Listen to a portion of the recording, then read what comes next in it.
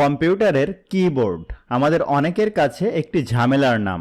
আমরা যারা মোবাইল ব্যবহার করতে অভ্যস্ত তাদের হঠাৎ করে কম্পিউটার ব্যবহার করতে গিয়ে একটি ধাক্কা খাই যে মোবাইলে তো আসলে এত কি নেই, কম্পিউটারের কিবোর্ডে এত কেন কি এবং কোনটার কি কাজ। তো আজকের ভিডিওতে আমরা ডিটেইল এই বিষয়গুলো নিয়ে কথা বলবো যে কম্পিউটারের কোন কিগুলাকে কি বলে, কোন কাজে ব্যবহার হয়, কোন কোন কিবোর্ডে কোন কিগুলা পাওয়া যায় এবং কোন কোন কিবোর্ডে পাওয়া যায় না। যেমন আমি যদি সংক্ষেপে এক্ষুনি একটু দেখাই, এটা একটা কম্পিউটারের এক্সটার্নাল কিবোর্ড। আপনি যদি একটা ল্যাপটপের কিবোর্ড দেখেন তাহলে এই রকম কিগুলা পাবেন, যেখানে অতিরিক্ত এই কিগুলা বা আরো অনেক কিগুলা নেই, কিন্তু এক্সটার্নাল কিবোর্ডগুলোতে আছে। কোনটার কি ব্যবহার ডিটেইল নিয়ে আমরা কথা বলবো।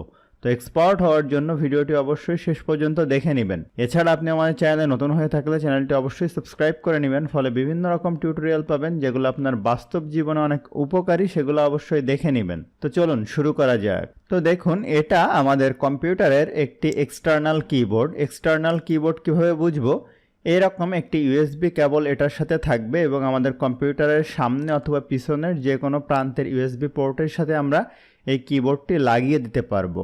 এটাও একটা এক্সটার্নাল কিবোর্ড, কিন্তু দুইটার ভিতরে পার্থক্য আছে। এটা একটা মিনি কিবোর্ড। দেখেন ডান দিকে অনেক কিগুলা এখানে নেই, কিন্তু এখানে কিন্তু আরও অনেকগুলা কি রয়েছে।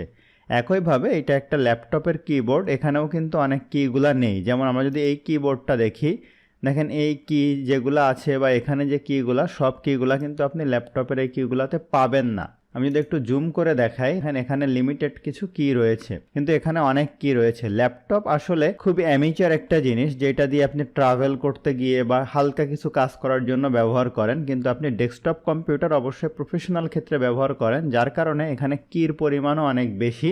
এবং যেন আপনি দ্রুত কাজটা করতে পারেন এই জন্য কিছু এক্সট্রা কিও দেওয়া আছে এবং একই কি বারংবারও দেওয়া আছে, যেটা কিন্তু আপনার ল্যাপটপের কিবোর্ডে নেই। এছাড়া অনেকে ট্রাভেল করার জন্য অনেকে ছোট কিবোর্ড ব্যবহার করে, যেটাতেও কিন্তু অনেক কিবোর্ড নেই। এই জন্য আমি সবসময় বড় কিবোর্ড প্রিফার করি, কেননা এটা দিয়ে খুব সহজেই অনেক কাজ দ্রুত করা যায়। তো এখন আমরা দেখে নিব যে কিবোর্ডের এই কিগুলোর মধ্যে কি কি ভাগ রয়েছে। যেমন আমি যদি এইটা একটু দেখাই, হয়তো একটু রেজুলেশনের সমস্যা আছে, আপনাদের বুঝতে অসুবিধা হলেও আমরা একটু পরে যখন কথা বলবো তখন বুঝতে আরো সুবিধা হবে।